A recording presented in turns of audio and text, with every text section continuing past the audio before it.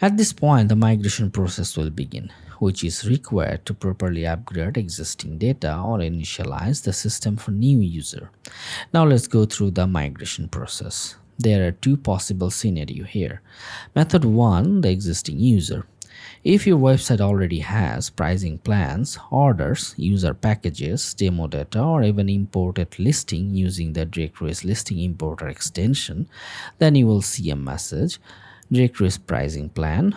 All pricing plan data need to be migrated to the new format. All you need to do here is click the Migrate Now button. Directorist will automatically handle the migration process for you, and it will display the message: Directorist pricing plan migration completed successfully after the migration is successful. And that's how you complete the full migration process for the new pricing plan extension. In method 2, for new user, if this is your first time using the extension, after activation you will see a notice like this: Directories notice, there are two directory types needs plan assignment. Assign them now.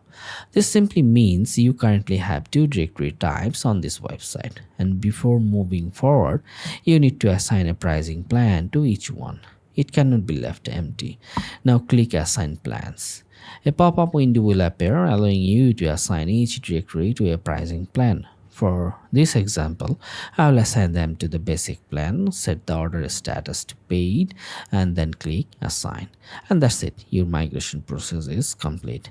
You can always create new plans or edit existing ones later from the pricing plan settings. We'll cover that in part 2 of this video.